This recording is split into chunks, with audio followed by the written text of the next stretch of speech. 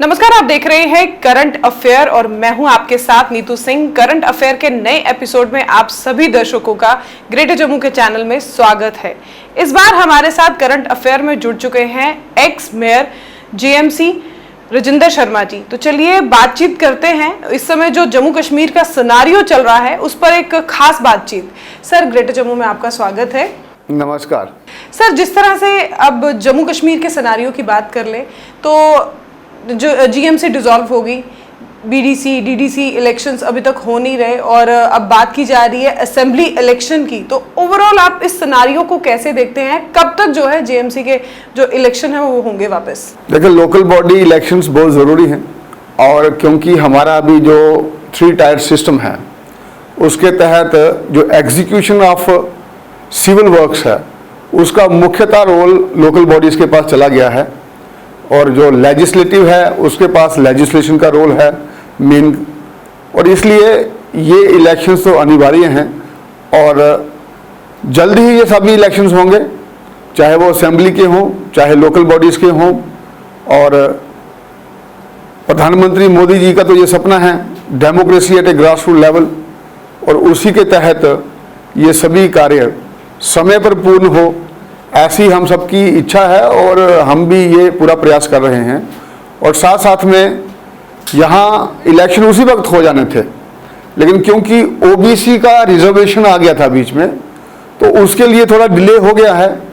लेकिन मुझे लगता है वो सभी फॉर्मेलिटीज़ आपने देखा हो, पीछे अभी कमेटी भी बनाई है ओबीसी के लिए, वो हो जाएंगी जल्द ही और जल्द ही इलेक्शन होंगे।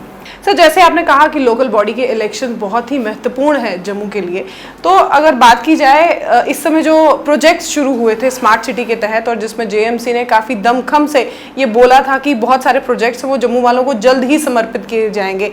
आप अगर इशारा समझ रहे हैं तो मेरा इशारा है जम्मू तवी रिवर फ्रंट का, तो उसका काम इस समय जो है बड़ी धीमी गति से चल रहा है। कब तक इसका काम, जहाँ कहा जा रहा था कि 2024 में ये बनकर समर्पित हो जाएगी, मुझे लगता है कि अभी 50 से 60% ही काम हुआ है उस पर। आपने देखा होगा दोनों डायफ्राम लगभग बन के तैयार हो गए हैं, जिसको हम वॉल बोलते हैं। मेन उसमें एक समस्या आ गई कि सीवरेज का पैसेज देने के लिए, जो नहीं था पहले, तो वो सीवरेज का पैसेज देने के लिए वहाँ डिले हो गया है थोड़ा। लेकिन अभी मुझे लगता है कुछ ही महीनों में वो बन के तैयार हो जाएगा। आपने देखा होगा काफ़ी उसकी शेप उभर के आ गई है। जो उसका फर्स्ट फेज़ है जिसमें वो डायाफ्राम और साथ में ऊपर जो प्लेटफॉर्म बनाना है वो लगभग बन के अपनी शेप ले रहे हैं। तो कुछ ही महीनों में मुझे लगता है कि ये सभी चीज़ें बन के तैयार हो जाएंगी। फिर इसका सेकंड फेज़ शुरू होगा और ये जम्मू वालों के लिए बहुत अच्छा तोहफा होगा। और ये बात भी है कि क्योंकि अभी कॉरपोरेशन नहीं है, चीज़ों में उतनी गति आती नहीं है, लेकिन फिर भी काम चल रहा है और काम हो रहा है। जनता जो है वो जनता ये नहीं समझती। जनता का मानना होता है कि जब एक सरकार या जब एक कॉरपोरेशन आपसे कुछ वादा करती है तो वो वादा मुकम्मल होना चाहिए उस समय पर। देखिए, काफ़ी चीज़ें ऐसी आती हैं कि ड्यूरिंग द प्रोसेस नज़र में आती हैं। उसी प्रकार में यहाँ जो हमारे 18 नाले इसमें नदी में गिरते हैं उसका एक अच्छा पैसेज बन पाए, क्योंकि लेक बनना है, स्टैग्नेशन ऑफ वाटर होगा, उससे फिर वो चीज़ें बाद में अच्छे तरीके से उभर के नहीं आती हैं। तो उसको पैसेज देने के लिए फिर वो उस सीवरेज के पैसेज के लिए काम शुरू हो गया, जो पहले उसमें प्रोजेक्ट में नहीं रखा गया था। तो इसलिए थोड़ा सा डिले हो गया। तो मैं ये कहूँगा कि चलो ठीक है, कोई चीज़ अच्छे से हो जाए, वो भी एक बहुत बड़ी बात होती है कि उसके बाद में हम उसका दोबारा प्रयास करें। तो उस पैसेज को अब वो लगभग बन के तैयार हो गया है और मैं ये समझता हूँ कि पहले से काफ़ी अच्छी अभी उसकी लुक दिखने लगी है कि ये लेक बनेगी यहाँ। पहले तो लुक ही नहीं दिखती थी कि ये लेक बनेगी कि नहीं बनेगी। लगता है कि कुछ ही महीनों में जम्मू वालों को एक अच्छा तोहफा मिल जाएगा। स्मार्ट सिटी की अगर बात करें तो स्मार्ट सिटी में बहुत सारे ऐसे और भी प्रोजेक्ट्स लाए गए थे जिसमें लोगों को उसका ज़्यादा से ज़्यादा फायदा हो, जैसे कि बैम्बो हट्स थे, जैसे कि मैं वाटर एटीएम की बात करूं तो वो काम तो हुए, लेकिन लोगों का आज भी लोगों की ये शिकायत है कि उससे लोगों के लिए जब बनाया गया था लोगों को दिया क्यों नहीं गया। वो जो आप हट्स की बात कर रहे हैं उसके लिए टेंडरिंग होती है, तो टेंडर किए गए हैं। अब उस टेंडर में कौन कितने का टेंडर डालता है, जिसका मिनिमम बिड होता है उसको मिलता है। तो जो जो उसमें मिनिमम बिड में आते हैं उनको मिलते हैं। अब ये भी हो सकता है कि लोगों ने उस जितनी मिनिमम बिड रखी हो उसके अनुसार उसको ना पाया हो, तो इसलिए उसमें पार्टिसिपेशन ना की गई हो, वो भी एक रीज़न हो सकता है। तो लेकिन वो तो ओपन बिड से होता है, वो किसी को डायरेक्ट अलॉटमेंट नहीं होती, क्योंकि एक आपको ट्रांसपेरेंट और अकाउंटेबल प्रोसेस रखना है। और इसमें मैं ये बात कहना चाहूँगा इसमें, क्योंकि ये जो स्मार्ट सिटी के प्रोजेक्ट्स थे इसकी कंसेप्चुलाइजेशन काफ़ी पहले से कर दी गई थी, और शुरू में कॉरपोरेशन को इसमें इन्वॉल्व नहीं किया गया था।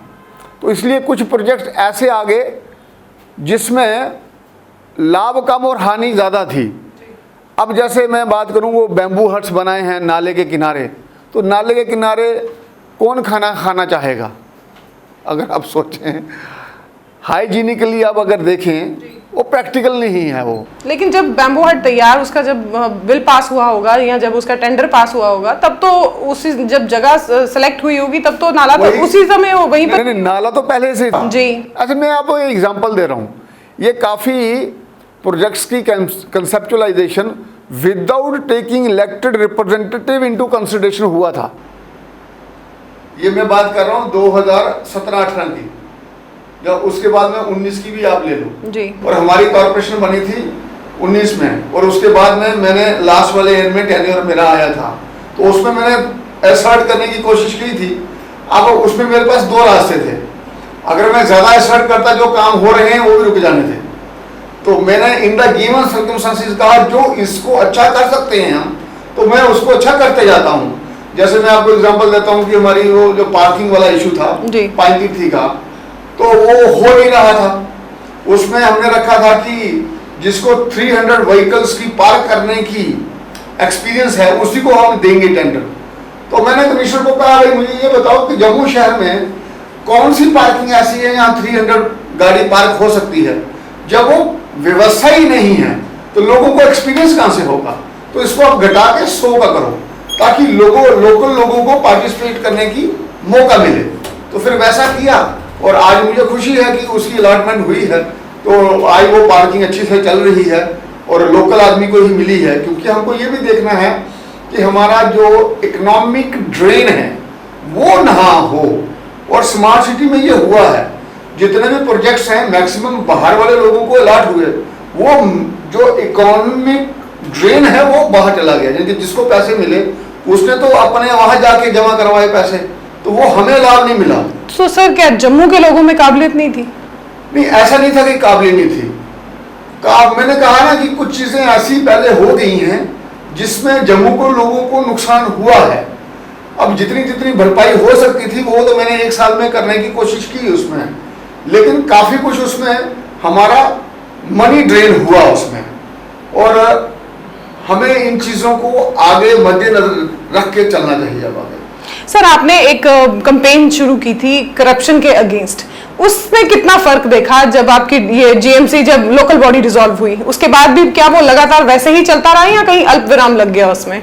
देखिए, वो एक बड़ा अच्छा कैंपेन हुआ था और जिसके हम भी हिस्सेदार थे। बहुत अच्छा सपोर्ट मिला, आप सबने बहुत सपोर्ट किया उसका, क्योंकि उसको मैंने एक पॉजिटिव तरीके से लिया। तब एक कैंपेन चल रहा था कि करप्शन भ्रष्टाचार मुक्त जम्मू जी। तो मैंने कहा यार लोगों को पहले ईमानदार बनने का चांस तो दो। हम पहले कैसे कहें कि भ्रष्टाचार मुक्त जम्मू? आपका वो स्लोगन था ईमानदार जम्मू शानदार जम्मू। तो मैंने तब के सीएस को कहा, मैंने कहा सर ये नहीं मैं चलाने वाला हूँ कि भ्रष्टाचार मुक्त जम्मू। इसका मतलब हम भ्रष्ट हैं, तो हम भ्रष्टाचार मुक्त होना चाहते हैं, तो हम इसको ऐसे क्यों ना कहें ईमानदार जम्मू शानदार जम्मू। लोगों को पहले ईमानदार होने का चांस तो दो। तो मैंने कहा हम ये चलाएंगे और इसमें मैं पूरा काम करूंगा। उन्होंने कहा ठीक है शर्मा साहब आप कीजिए इसमें काम। और आपने देखा तब सब यूनिवर्सिटीज कॉलेजेस में स्टूडेंट्स का काफ़ी उसमें हमें समर्थन मिला और आम नागरिक ने भी किया, क्योंकि हर कोई चाहता है कि हमारी सर्विसेज जो हैं अकाउंटेबल और ट्रांसपेरेंट हो। और आपने देखा उसके तहत कुछ लोगों को मैंने कॉर्पोरेशन में भी टर्मिनेट भी किया था, कुछ को सस्पेंड किया था, कुछ को अटैच किया था।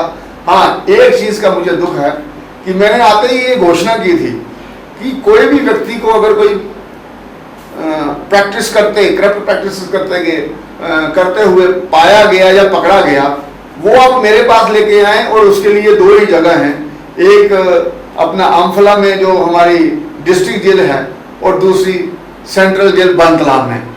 वो कोई जम्मू का कोई आदमी नहीं आया ये कहने के लिए कि मारे इसने मेरे से करप्शन के लिए कहा है। और 2-3 लोग आए थे, वो कारपोरेशन के ही थे, वो हमारे डेली वेजेस आउटसोर्स होते हैं, उनको एक्सप्लॉइट करते थे, उनसे 40-40 हज़ार रुपया उन्होंने लिया था, तो वो मैंने उनको वापस कराया, 80-80 हज़ार उनको मिल गया। लेकिन और कोई व्यक्ति नहीं आया ये कहने के लिए कि मुझे बिल्डिंग परमिशन में पैसे लिए गए, वहाँ लिया गया, जबकि या तहसील उसने पटवारी ने फर्द काटने के लिए जबकि ये सारा सिस्टम ऑलरेडी चल रहा था। मैं उसमें ये मानता हूँ कि उसका कारण ये है कि आम नागरिक ये सोचता है कि अगर मैं जाऊँगा तो मेरा काम नहीं होगा। वो एक बहुत बड़ी विडंबना है कि आदमी सोचता है कि मेरा काम हो जाए, तो अगर मैं कंप्लेंट करूँगा तो मेरा काम रुक जाएगा। लेकिन ये एक रास्ता बताने वाला कैंपेन होता है, एक अवेयरनेस का कैंपेन था, और लेकिन हर व्यक्ति ने उसका साथ दिया, इसके लिए मैं सबका धन्यवाद करता हूँ। सर, जेएमसी अक्सर अपना काम बड़ी बखूबी से करती आई है, लेकिन देखा जा रहा था कि वहाँ के सफाई कर्मचारी जो है वो फिर भी नाराज दिख रहे थे। काफी बार उन्होंने प्रोटेस्ट भी किए, अपना रोष जो है वो भी दिखाया। ऐसा क्यों? देखो, आपको पता होगा पूरे जम्मू कश्मीर में सिर्फ मैंने ही 535 लोगों को रेगुलाइज किया था, वो कहीं नहीं हुए। डेली वेजेस और भी थे, लेकिन उनको किया हमने, क्योंकि ये आप मान के चलिए कि सफाई कर्मचारी जो हमारे सुबह से लेकर शाम तक काम करते हैं, और कोई डिपार्टमेंट नहीं मिलेगा जो सुबह सुबह उठ के काम करना शुरू करेगा। बिल्कुल। हाँ, ये भी बात है कि उस वर्क कल्चर को भी स्ट्रीमलाइन करने की जरूरत है, उसमें बहुत सी चेंजेस लाने की जरूरत है, और ये एक टाइम कंज्यूमिंग प्रोसेस होता है। उसके लिए आपको 2 साल 3 साल चाहिए, then you can make a headway, और उसमें आप ट्रांसपेरेंसी ला सकते हैं। और मुझे पूरा विश्वास है कि जो हमारी ये सफाई कर्मचारियों की फोर्स है बहुत अच्छा ये आउटपुट दे सकती है, प्रोवाइडेड कि एक अच्छी सिस्टम के साथ इसको रीऑर्गेनाइज करते हुए अगर हम काम करने के लिए आगे बढ़े। सर, अब लोकसभा इलेक्शन पूरे भारत में बड़ी शांतिपूर्वक हुए हैं। तीसरी बार देश के प्रधानमंत्री नरेंद्र मोदी ने अपनी कमान जो है संभाली है। क्या कुछ अपेक्षाएं हैं आपकी उनसे? क्योंकि जिस तरह से वो कह रहे थे कि मैं अगर तीसरी बार आता हूं तो मैं देश में एक बड़े बदलाव लाऊंगा, तो आपकी क्या कुछ अपेक्षाएं हैं उनसे? देखिए, उन्होंने तो हमेशा बदलाव के लिए, ट्रांसपेरेंसी, अकाउंटेबिलिटी के लिए, और आप देखो उनका काम करने का तरीका, चाहे वो अंतर्राष्ट्रीय स्तर हो, वहाँ हमारा जो एक फॉरेन अफेयर्स का सिस्टम है उसमें कितना बड़ा बदलाव आया। जो हमारा liaisoning with the different countries में है उसमें सोच में फर्क आया, उसमें हमारी स्थान का फर्क आया, उन लोगों को हमारे प्रति नजरिए में फर्क आया।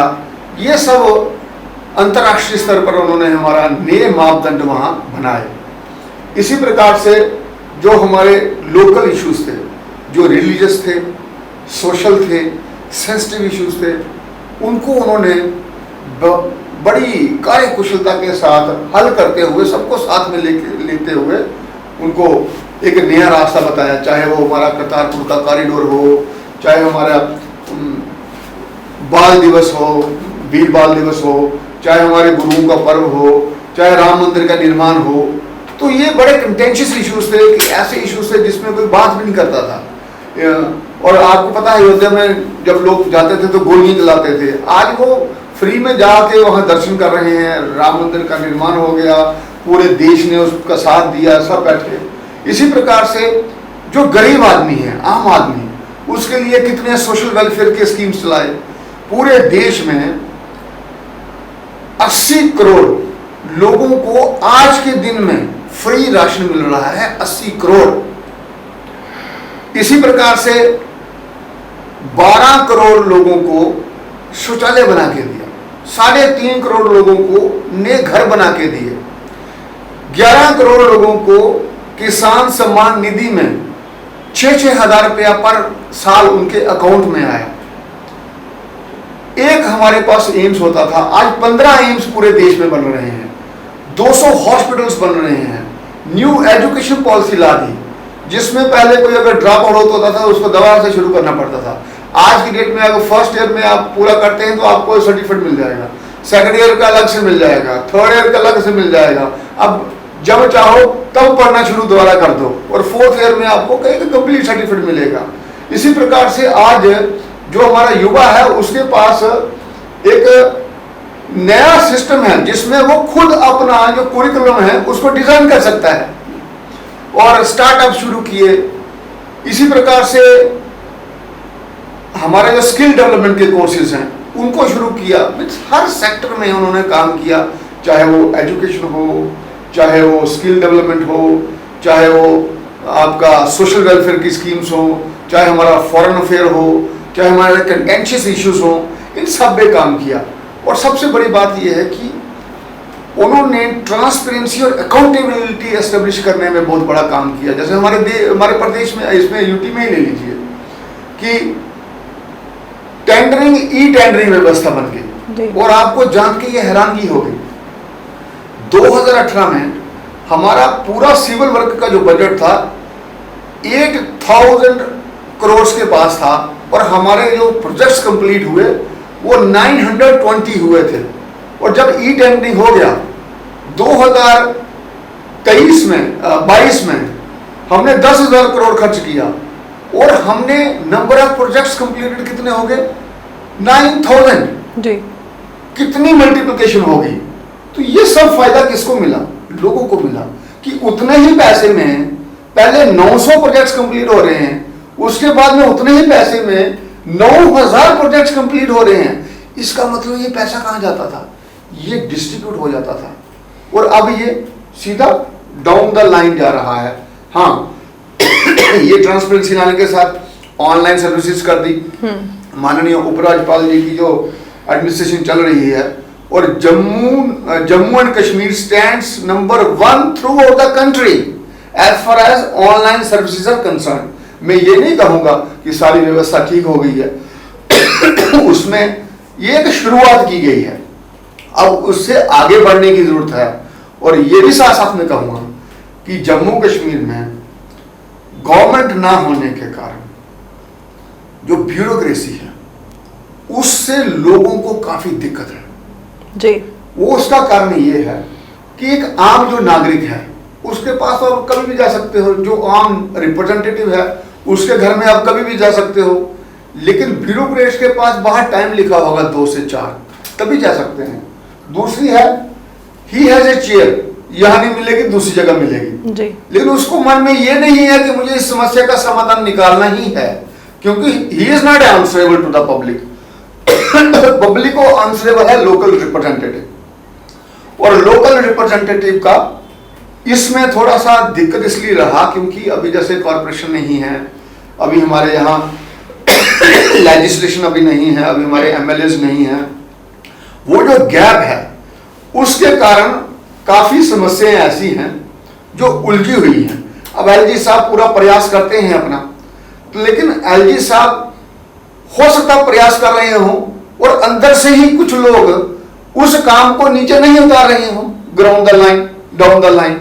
उसमें लोगों को बहुत बड़ी निराशा है अभी, जो मैं चाहता हूं कि आने वाले समय में ये दूर होनी चाहिए और लोगों के काम होने चाहिए, क्योंकि अल्टीमेटली जो हमारा रिप्रेजेंटेशन का मकसद है वो यही तो है कि resolution of issues raised by the public.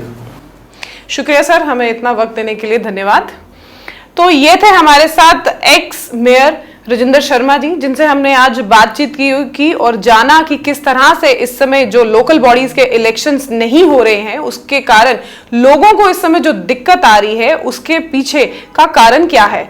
तो ये वीडियो आपको कैसे लगी कमेंट सेक्शन में कमेंट करके जरूर बताइएगा। तब तक के लिए मुझे दीजिए इजाजत। कैमरामैन अजय जाड़ू के साथ मैं नीतू सिंह, ग्रेटर जम्मू के लिए धन्यवाद।